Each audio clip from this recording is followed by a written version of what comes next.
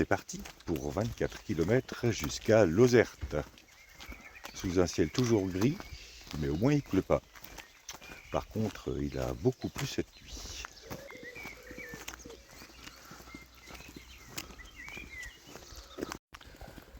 Le repas est très sympa hier et on a bien dormi dans notre chambre. Et ça, c'est bien.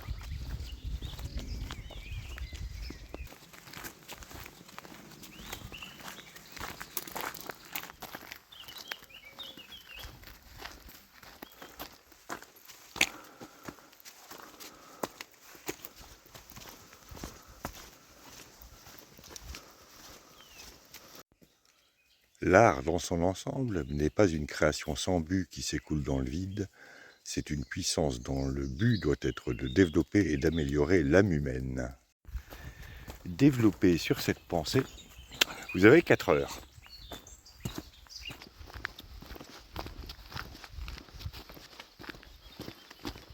Je sens la terre qui colle sous mes chaussures.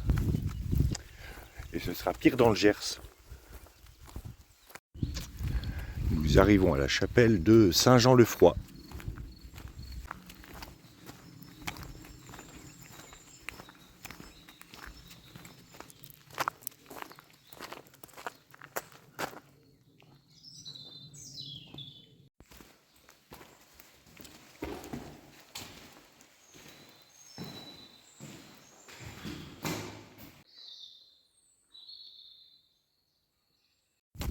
La bouteille de gaz, ça doit être pour réchauffer Saint-Jean-le-Froid. Alors là, celle-là, elle est bien nulle. Désolé.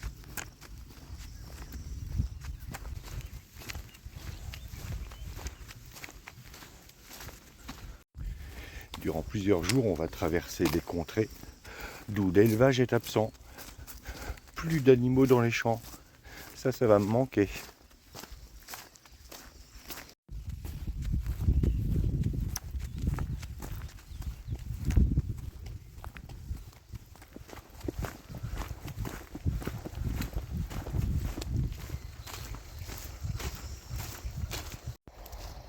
Qui a mis de la colle par terre?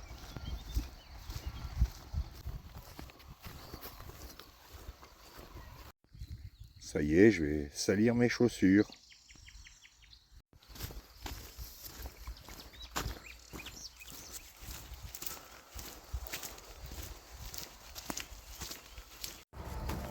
Bon les frères, le Big Boss nous a demandé de défendre les pèlerins qui arrivent en Orient. Mais tout ça, ça coûte du pognon. Va peut-être falloir qu'on pense à en gagner un petit peu. Ouais mais frère Jean-Claude, les dons affluent de partout en Europe. Ça suffit pas? Ah ben, ça pourrait peut-être suffire si les évêques ne piquaient pas un tiers de ce qu'on reçoit.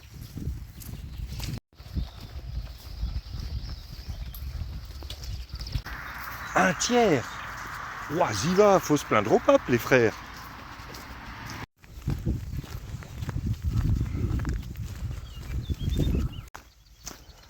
Bon, ok, j'ai compris. Je vais contacter le pape. Mais je promets rien, hein. Vu que ça râle déjà dans les presbytères et les sacristies, si jamais le pape ménage pas ses évêques, les encensoirs vont voler bas.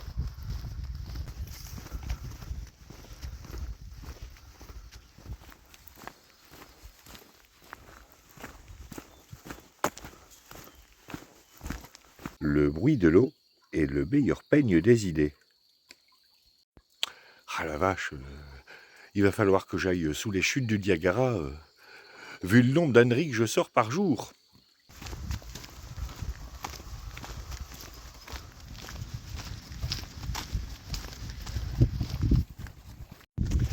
Bien, après cette réflexion d'une grande profondeur et la côte qu'on vient de passer, je reprends avec cette plainte des Templiers vis-à-vis de la gourmandise du clergé séculier.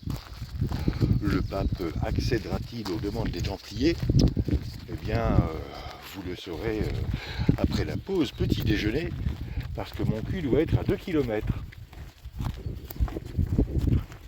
Bah oui, j'allais pas la rater celle-là. J'ai une réputation à tenir.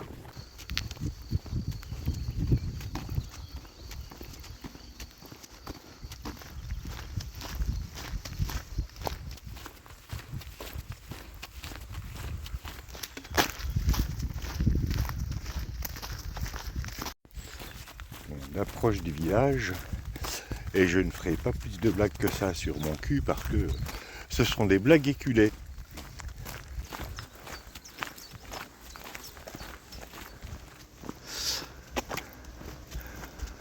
Voilà mon cul en Quercy blanc qui est un très beau village dominé par sa tour. Je vous précise au cas où vous ne l'auriez pas remarqué. Bah voyons.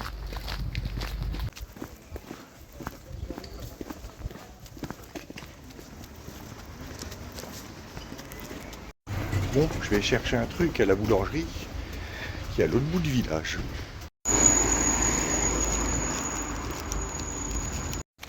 Bon bah c'était loin. Je viens de voir Fred qui était justement à la boulangerie. Et j'ai rallongé mon étape. Je vais être obligé de prendre un troisième petit déjeuner.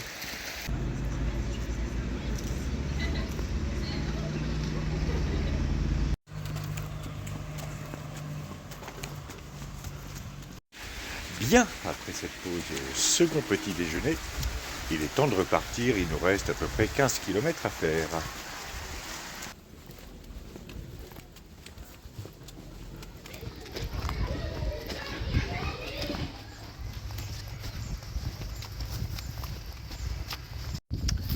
Bien, je vais reprendre avec les Templiers, mais après la côte.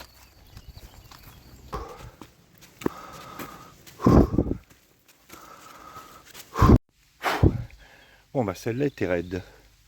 Comme il commence à pleuvoir, on va mettre la cape de pluie.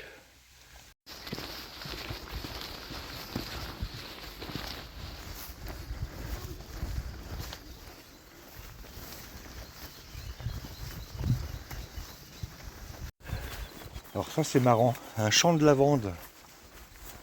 On s'est peut-être perdu.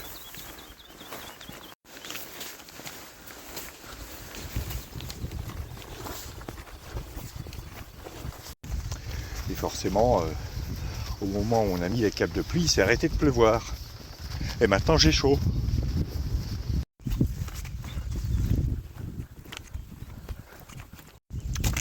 Forcément il se remet à pleuvoir. Dis donc Maurice, tu dépasses les bornes des limites, hein. Bien, je reprends avec nos Templiers et leur plainte au pape. Le pape Innocent III, en 1198, fulmina la bulle Directi Fili. Je vous expliquerai d'où vient le terme fulminer après. Après avoir remis la cape de pluie.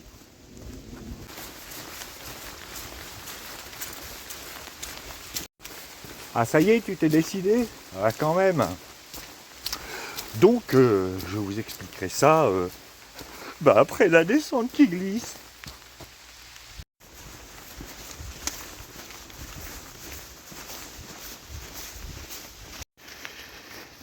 Bien, je reprends avec cette bulle Directi Fili. Et là je filme un peu de devant, sinon je vais me prendre une branche. Donc en 1198, le pape Innocent III fulmina la bulle Directi Fili, qui réduisait d'un tiers à un quart la ponction que pouvait faire le clergé séculier sur les donations faites aux Templiers. Et encore avec des restrictions.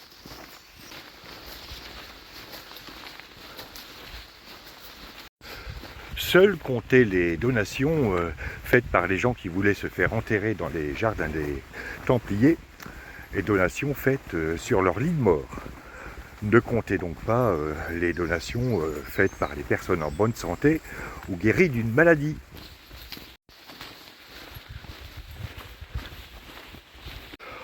En outre, les armes et chevaux de guerre n'étaient pas pris en compte dans les possessions de celui qui léguait.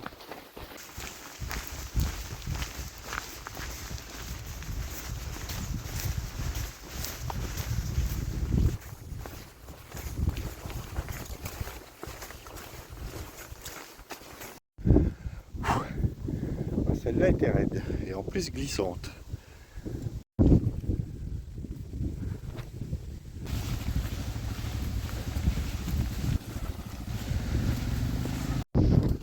s'il y a des moutons, il y a des animaux.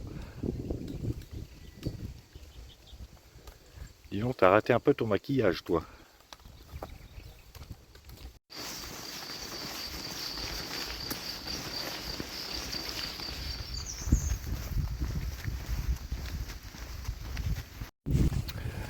Bon, avant que je passe à cette réunion des Templiers qui s'éternise, on va faire une halte pique-nique.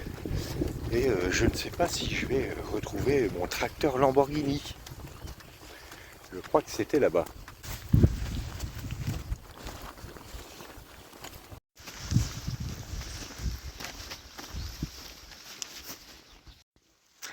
Et il est là, mon tracteur Lamborghini. Ça fait plaisir de te revoir.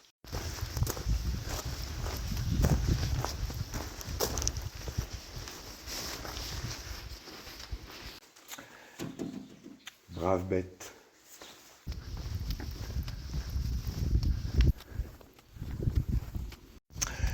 Bien, après cette pause pique-nique, il est temps de repartir. Il nous reste 8 km à faire.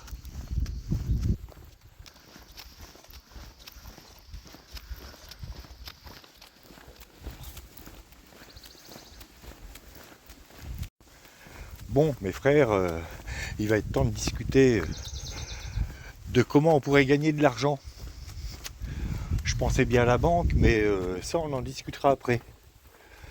Bon, qu'est-ce qu'on peut gagner en Orient? C'est-à-dire qu'en Orient, on guerroie, donc on dépense plus qu'on ne gagne. On pourrait pas construire des fermes? À part cultiver du sable, non, je vois pas trop. On va plutôt construire des forteresses en Orient. Ce sera plus utile. Reste à savoir comment on les finance.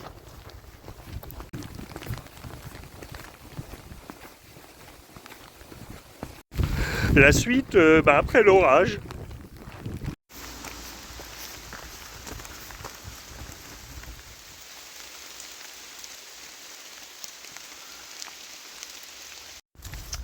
Bon les gars, faudrait peut-être penser à réparer le toit qui fuit, parce qu'on a été obligé de se réfugier dans la cave, et je sais plus où on en est à propos de l'heure du jour. Si je me souviens bien, on en était au moyen de financer nos forteresses et nos forces armées en Orient.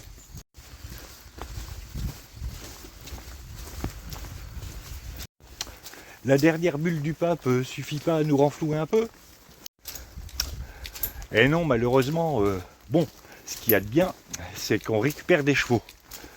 Avant, on récupérait que des demi-chevaux, des chevaliers à terme, nos CDD. Maintenant, on peut récupérer des chevaux entiers.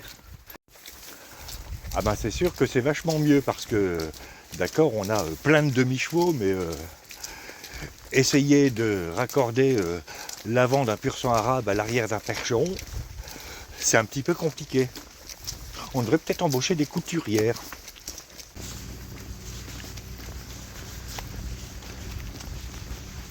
Bon, ok, on est d'accord. Donc on va continuer à dépenser en Orient.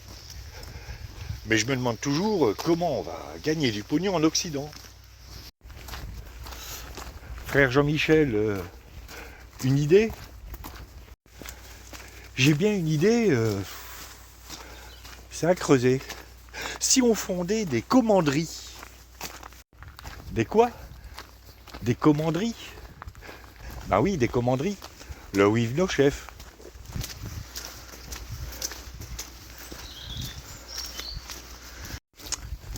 Bon, ok, va pour commanderie. Expliquez-nous un peu le concept.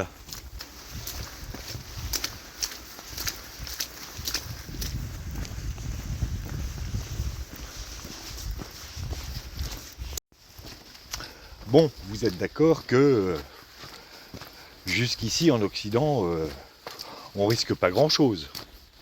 Donc la fonction défensive de ces commanderies, elle serait tout à fait accessoire. Parce qu'à part des évêques qui pourraient agiter des encensoirs parce qu'on les prive d'une partie de leurs revenus, on craint pas grand-chose.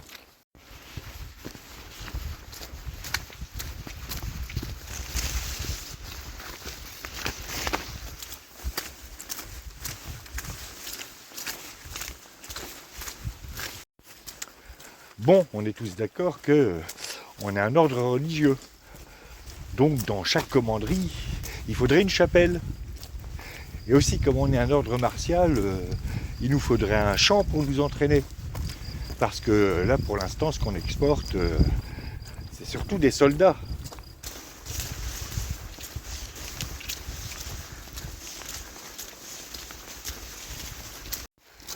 Ok, jusqu'ici, ça se tient. Mais ça rapporte pas grand-chose jusqu'ici. J'y viens, j'y viens. Par contre, pour l'implantation, il ne faudrait pas mettre ça au milieu des bourgs.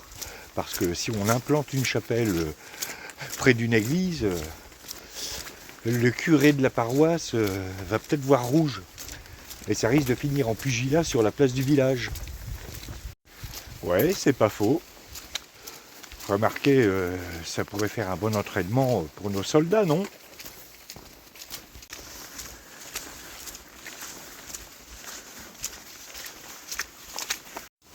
Ensuite, pour les autres bâtiments, il nous faudrait un logis. À la fois pour notre chef et puis pour nous autres chevaliers. Un logis avec des dortoirs, des toilettes, une cuisine, enfin bref, tout ce qu'il faut. Ok, et où est-ce qu'on se réunit? Ben, dans la salle du chapitre, notre salle de réunion. Ok, et ensuite... ben attendez, je vais aller puiser de l'eau au puits parce que j'ai soif. Et puis, comme les escaliers glissent, ben je vous retrouve tout à l'heure.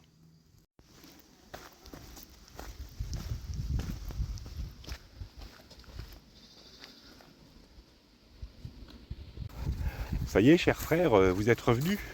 Parce que pour l'instant, votre idée, je suis un peu sceptique.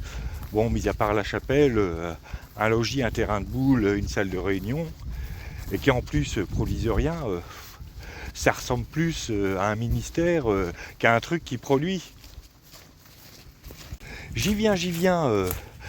Outre ces bâtiments, on pourrait en construire d'autres qui serviraient soit à produire des trucs, soit à stocker des trucs qu'on produirait sur les terres qu'on a reçues tout autour.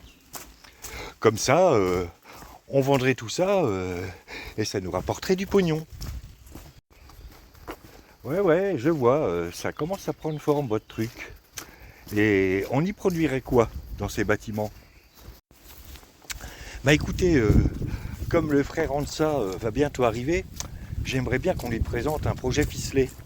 Donc je vous propose de se réunir de nouveau demain pour voir ce qu'on produirait dans nos commanderies. Ah ben ouais, c'est sûr, tant qu'à nous pondre un truc qui ressemble à un ministère, autant créer des sous-commissions et des groupes de travail.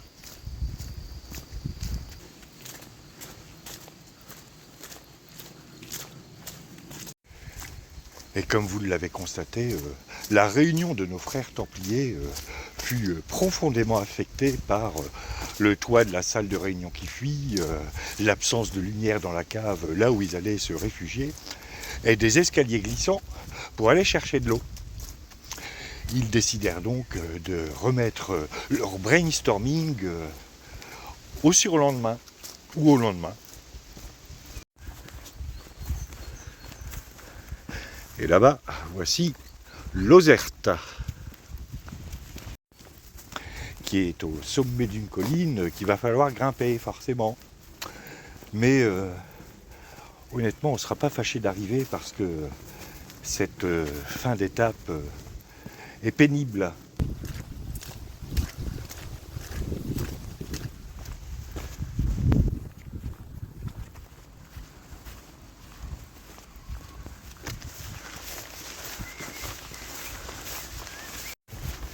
Bon, le gîte a eu la gentillesse de nous envoyer des indications pour venir et on ne devrait pas tarder à arriver.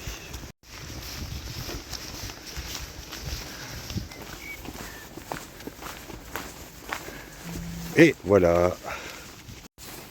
Salut les chats. Fin de cette étape qui aura fait 26 km finalement.